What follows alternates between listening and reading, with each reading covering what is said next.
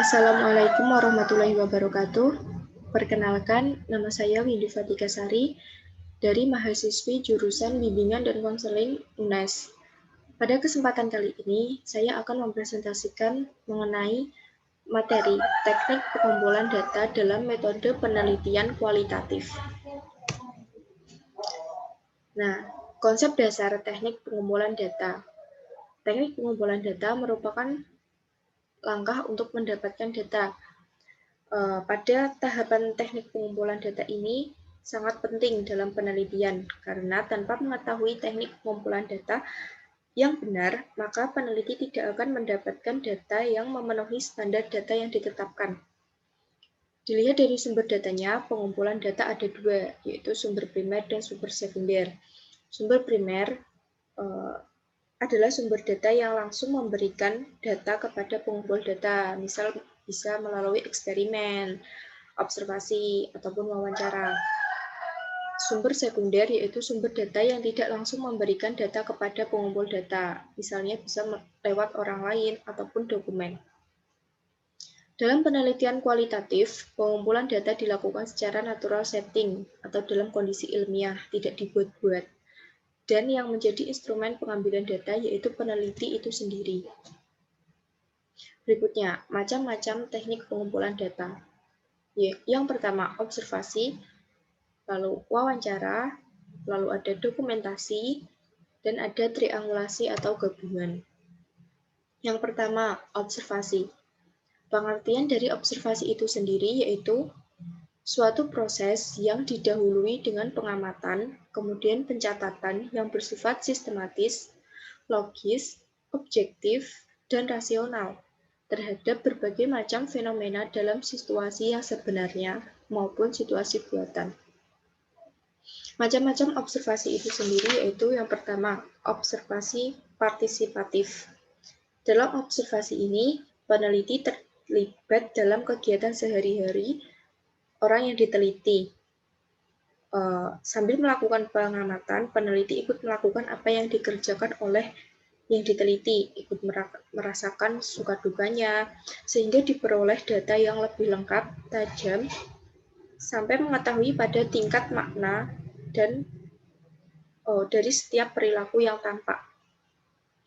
Yang kedua yaitu observasi terus terang atau tersamar. Observasi ini peneliti menyatakan secara langsung kepada si peneliti bahwa ia sedang melakukan penelitian. Maka dari itu orang yang diteliti atau objek yang diteliti itu mengetahui bahwa ini dilakukan untuk penelitian. Beda halnya dengan observasi tersamar. Peneliti tidak menyatakan secara langsung kepada si yang diteliti bahwa ia tidak melakukan penelitian. Ini dimungkinkan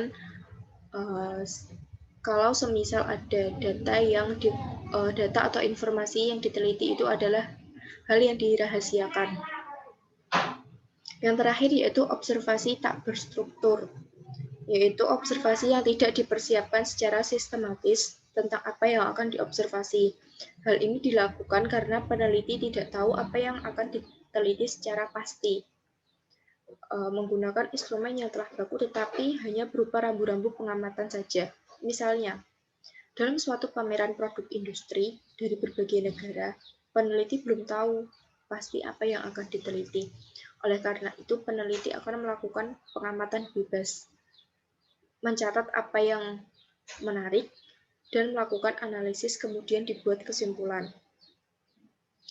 Manfaat dari observasi itu sendiri yaitu satu, peneliti memperoleh pandangan yang holistik.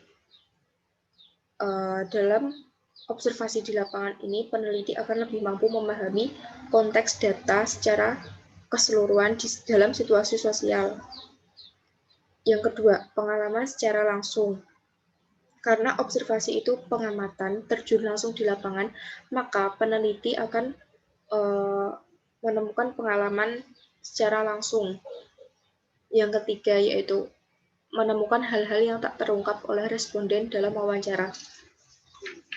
Karena dalam wawancara, yang diteliti mengungkapkan sendiri informasi-informasi dan ditakutkan karena ada informasi yang bersifat sensitif atau ingin ditutupi karena dapat mengerugikan si objek tersebut, maka dilakukanlah observasi. Observasi ini untuk menemukan hal-hal yang sifatnya nonverbal atau tidak terungkap dalam wawancara. Yang terakhir yaitu memperoleh kesan pribadi. Melalui pengamatan di lapangan, peneliti tidak hanya mengumpulkan data tetapi juga memperoleh kesan pribadi dan merasakan situasi sosial yang diteliti. Objek observasi yaitu situasi sosial meliputi tempat interaksi situasi sosial tersebut berlangsung. Misalnya dalam dunia pendidikan, bisa di ruang kelas, ruang BK, perpustakaan, dan lain-lain. Yang kedua, pelaku atau orang yang memainkan peran tertentu, seperti guru, kepala sekolah, orang tua murid.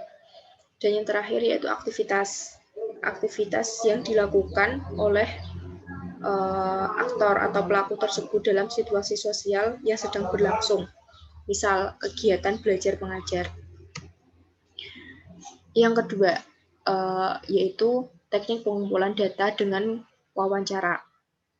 Wawancara yaitu suatu kegiatan tanya jawab dengan tatap muka antara pewawancara dengan yang diwawancarai dengan tujuan untuk memperoleh data atau informasi tentang persepsi, opini, pendapat, ataupun sikap dari yang diwawancarai terkait masalah yang diteliti. Macam-macam wawancara sendiri yaitu satu, wawancara terstruktur, yaitu wawancara yang sudah mempunyai tema atau topik yang sangat jelas dan baku. Peneliti sudah menyiapkan pertanyaan-pertanyaan atau alternatif pertanyaan yang akan ditanyakan. Wawancara semi terstruktur. Wawancara ini lebih bebas bila dibandingkan dengan wawancara terstruktur. Tujuannya untuk menemukan permasalahan secara lebih terbuka, di mana pewawancara mewawancarai untuk mendapatkan pendapat, ide, ataupun informasi-informasi lain. Yang ketiga, wawancara tak berstruktur. Wawancara ini adalah wawancara yang bebas di mana peneliti tidak menggunakan pedoman wawancara secara terstruktur dan sistematis. Pedoman wawancara yang digunakan hanya berupa garis-garis besar permasalahan yang akan ditanyakan. Kegunaan wawancara sendiri yaitu digunakan apabila peneliti ingin melakukan studi pendahuluan untuk menemukan permasalahan yang akan diteliti. Ingin mengetahui hal-hal dari responden secara mendalam. Alat-alat wawancara yang bisa digunakan yaitu berupa buku catatan, tape recorder, ataupun kamera. Dan yang ketiga yaitu dokumen. Dokumen merupakan catatan peristiwa yang sudah berlalu mengenai objek atau situasi sosial yang diteliti. Dokumen ini bisa berbentuk tulisan yang berupa catatan harian, sejarah kehidupan, biografi, dan lain-lain. Bisa juga berupa gambar, yaitu foto, gambar hidup, sketsa, ataupun karya seni yang berupa gambar, patung, film, dan lain-lain. Studi dokumentasi merupakan pelengkap dari metode lain. Hasil penelitian ini lebih kredibel, dapat dipercaya bila didukung oleh sejarah pribadi atau autobiografi. Tetapi perlu dicermati bahwa tidak semua dokumen memiliki kredibilitas yang tinggi. Nah, yang terakhir yaitu triangulasi atau gabungan. Triangulasi berarti peneliti menggunakan teknik pengumpulan data yang berbeda-beda untuk mendapatkan suatu data dari sumber yang sama.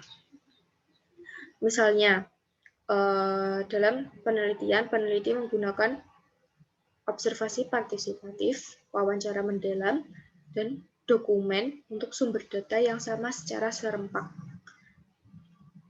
Triangulasi sumber berarti untuk mendapatkan data dari sumber yang berbeda-beda dengan teknik yang sama. Nah, teknik pengumpulan data ini dilakukan secara tidak langsung peneliti ingin menguji kredibilitas data. Tujuannya yaitu untuk mencari kebenaran tentang beberapa fenomena, tetapi lebih pada peningkatan pemahaman peneliti terhadap apa yang diteliti. Karena data yang didapatkan lebih banyak, lebih meluas, mendalam, dan menyeluruh. Nah, nilai yang didapat dari teknik pengumpulan data triangulasi ini adalah untuk mengetahui data yang diperoleh konvergen, tidak konsisten atau kontradiksi. Oleh karena itu, dengan menggunakan teknik triangulasi, maka data yang diperoleh akan lebih konsisten, tuntas, dan pasti. Dengan triangulasi akan lebih meningkatkan kekuatan data bila dibandingkan hanya dengan satu pendekatan saja. Nah, begitu materi teknik pengumpulan data dalam penelitian kualitatif ini yang dapat saya sampaikan. Semoga bermanfaat. Kurang lebihnya saya mohon maaf. Wassalamualaikum warahmatullahi wabarakatuh.